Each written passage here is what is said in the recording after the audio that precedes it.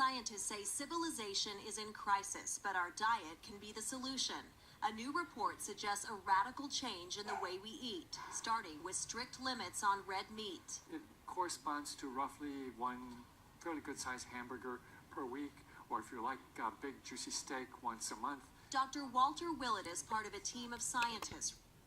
Okay, first of all, that is not a good diet. That's not having a steak once a month or that once a week. I mean, it just doesn't even make any sense. I mean, our natural diet is eating meat. Like, the diet we have now, the standard American diet, it's a far cry from what we used to eat. And it's like, here they are telling you to eat a steak just once a month, eat whatever, hamburger once a month. Like, what?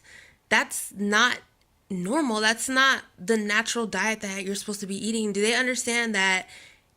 Imagine a pregnant woman eating that, do you know how much harm that would have for the unborn baby? There's no nutrition with that. Reporting for the Lancet Health Journal, the diet overhaul is designed to protect future generations and the planet by promoting better health. It says by the year 2050, global consumption of red meat and sugar should be cut in half, and that people should eat twice as many nuts, fruits and vegetables, and legumes. Okay, so here they are telling you to cut out the sugar 50%, but then they have this here where they're encouraging you to eat fruits and nuts and legumes. Do they not realize that there's sugar still in the fruits? Do they not understand that? And putting that as a 100% in the diet, doesn't make any sense, And it's basically like, they're basically letting you know that there's going to be a food shortage. That's basically all that this simply is, that they're just they're just trying to tell you in a kind of a nice way. Americans currently consume more than 6 times the recommendation for red meat, even though cattle are one of the biggest culprits in producing greenhouse gas. Our goal was to define a pathway whereby we could feed. Once again, that's another thing of propaganda they push. They say that, the greenhouse gas, whichever. I mean, basically, they're just encouraging you to eat grains, eat, just vegetables, basically eat like a slave diet or whichever. Like, why would we eat that way? Like, it's not that. I mean, come on. Need about 10 billion people who will inhabit our Earth by 2050. The guidelines cut dairy to 1 serving a day and fish to 2 servings a week. For some cultures, the recommendations would overturn generations of tradition. I welcome them because they're important in recognizing the links between health of our populations and health of the planet, but they may indeed be quite difficult to roll out across the world. Scientists say it will be worth the sacrifice. See, scientists, you hear that? Scientists.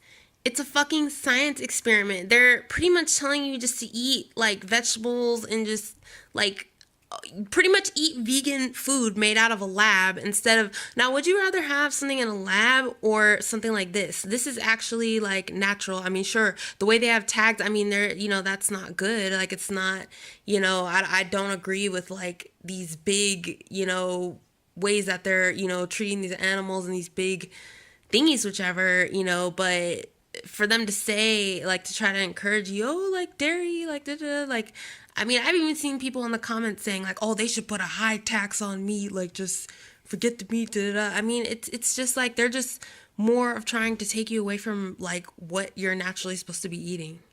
It's crazy. And it's for them to even recommend this kind of diet, a steak once a month, or it's just crazy. To just 100% of your diet be fruits, nuts, legumes. I mean, come on.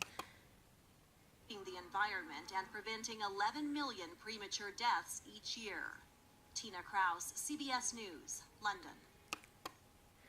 Trust me, you're going to have a premature death eating fruits, nuts, vegetables, legumes, and stuff. That being mostly that's what's going to cause a premature death. That's what's going to cause diabetes. That's what's going to cause the problem.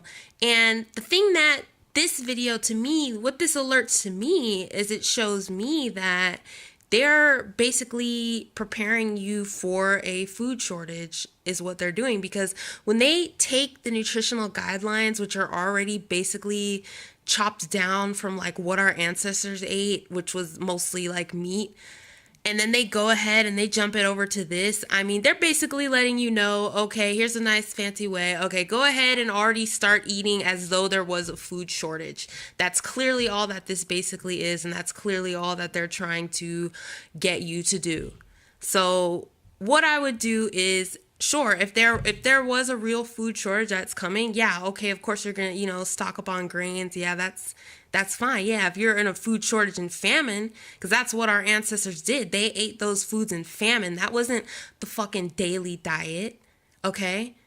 Save the grains shit for when there's fucking famine, when, we're really like, gonna starve or something. Don't start enslaving yourself and eating this kind of way just because they say, oh, this is healthy, it's gonna, change your diet. No, what it's gonna do is it's gonna load you up on tons of sugar, rot your teeth out, age you. You're just gonna be just totally ruined.